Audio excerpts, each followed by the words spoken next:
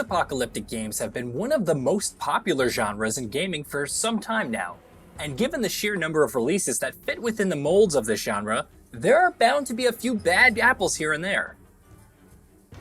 While opinions are purely subjective, these games are generally considered to be underwhelming releases that failed to deliver on their promises of potential. To that effect, here are 15 underwhelming post-apocalyptic releases. I Am Alive. Released in 2012, this game sees players assuming the role of a lone survivor in a post-apocalyptic world as he embarks on a quest to find his daughter and wife. I Am Alive starts off strong with its gloomy and dark atmosphere, and the gameplay is also brutal with an ever-depleting stamina bar and violent executions. However, the game starts to feel repetitive as you keep executing the same tried and tested tactics over and over and over again to get out of nasty situations alive. It's not a bad game by any stretch, but it does fall short of exploring the full depth of these promising mechanics. The Walking Dead: Survivor Instinct. This terminal reality developed game might just be one of the most underwhelming releases based on the Walking Dead TV show, and with a Metacritic score of 38 and a user rating of 26, this statement doesn't invite much debate. The Walking Dead: Survivor Instinct is marred down by bland gameplay, largely due to its wonky AI and a one-tone, brief campaign. That said, a silver lining to the whole affair is the surprisingly satisfying weapons and interesting crafting mechanics. Rage. Released in 2011, Rage was an interesting attempt at combining high-octane first-person action with a post-apocalyptic open world. Of course, that didn't pan out well, which can be chalked up to repetitive gameplay and a bland open world. While the general reception towards Rage was kind of tepid, many have come to appreciate the game for its flaws. And as such, it has earned a sort of underrated status among its fans. Metal Gear Survive. The tale of Metal Gear Solid 5's turbulent development is well known at this point, which was followed by Konami and Kojima parting ways. The publisher tried to capitalize on the valuable IP by releasing Metal Gear Solid Survive, a shoddy attempt at morphing this action series into a post-apocalyptic survival game. Unsurprisingly, fan reception to this cash grab of a game was pretty brutal, and even without the backlash, Metal Gear Survive is an underwhelming game at best, which can be attributed to its undercooked mechanics and dull gameplay. The launch of Fallout 76. Much like Metal Gear Survive that we just discussed, Fallout 76 seemed like yet another greedy attempt at Bethesda to capitalize on the popularity of the Fallout franchise by pumping out a live service game with microtransactions. Those fears of fans turned out true when Fallout 76 was released in 2018, featuring a bland open world and tons of technical inefficiencies. However, continued content updates have turned around the game's fates for the better, and as it stands, Fallout 76 is a content-rich experience that fans of the franchise shouldn't miss out on. Hard Truck Apocalypse.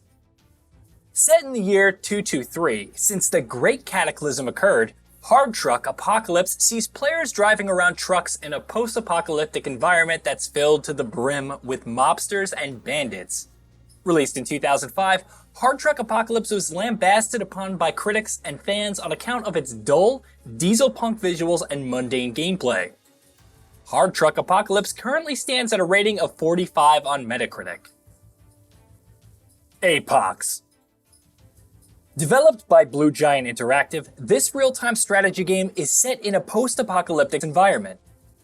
APOX aims to combine real-time strategy elements with mechanics usually associated with first-person shooters. The game also features PvP elements and a map editor, but a lack of polish and undercooked mechanics mars down these interesting concepts by a significant margin. Escape Dead Island. Deep Silver's Dead Island was an enthralling experience thanks to its satisfying melee weapons, Although the same can't be said about its spin-off Escape Dead Island. Developed by Fat Shark, Escape Dead Island trades the bombastic action for a more balanced experience based around fighting zombies and uncovering a greater mystery surrounding the infectious outbreak.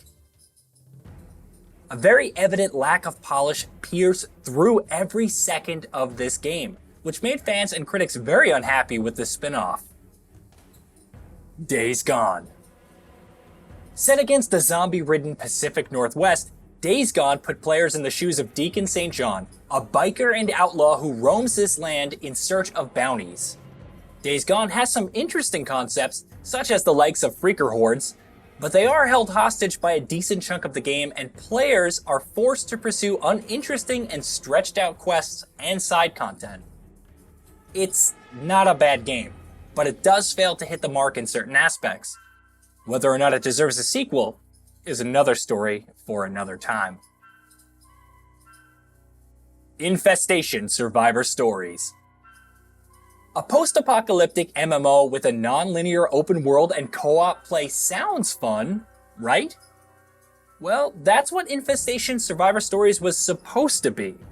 But it ended up being a mere shadow of what the developers envisioned and promised to the community. Shallow gameplay mechanics, loads of bugs, and a lack of community-oriented features top the list of seemingly never-ending issues with this game. Infestation Survivor Stories stands at a rating of 20 on Metacritic. Resident Evil 6. Resident Evil as a series had always been about survival horror, but the series started to veer away into that action territory. The biggest offender in that regards is Resident Evil 6, which seems to have completely ditched the series' roots in favor of a bombastic thrill ride filled with action set pieces. It's not bad by any stretch, but fans and critics didn't like the direction that the series was going, and the developer quickly course-corrected with the return to form that is RE7 Biohazard.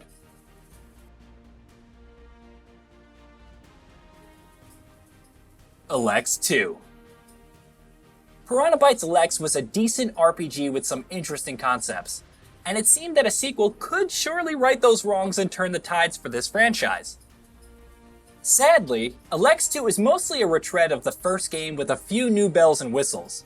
The combat is still janky and grind heavy, the story is still uninteresting for the most part, and a visible lack of polish smears through every pixel of the game. By all intents and purposes, ELEX 2 is a sequel that can only be recommended to the most devoted fans of the game. Dead Man's Diary. Developer TML Studios' post-apocalyptic survivor game sought to combine a heartfelt narrative of contemporaries like The Last of Us with intense survival mechanics found in the likes of Subnautica. Unsurprisingly, Dead Man's Diary failed to deliver on either of those fronts, which can be attributed to its conflicting mechanics and uninteresting narrative. Sure, the game does look gorgeous on a visual level, but that doesn't take away from the many underwhelming mechanics surrounding the presentation. OVERKILL'S The Walking Dead. A 4-player co-op action FPS set in the universe of The Walking Dead is a dream come true for fans of games like Left 4 Dead, but OVERKILL'S The Walking Dead shattered all the potential, mostly due to a lack of polish in every aspect of the experience. The game suffers from long load times, does not have support for voice chat, and has a long list of bugs and other technical inefficiencies which mars down its interesting gameplay concepts by a significant margin. Dead Alliance. Maximum Games' Dead Alliance is a shoddy attempt at creating multiplayer first-person shooter set in a post-apocalyptic environment. It features an interesting premise of using zombies to complete your objectives, but like most other games on this list, undercooked mechanics and poor visuals bog down the game's strengths heavily. As of the time of writing, Dead Alliance has a score of 48 on Metacritic. Did you know? We at Gaming Bolt upload new videos every day. Stick around, drop a like, subscribe, and let us know what kind of content you'd like to see in the future with a comment below.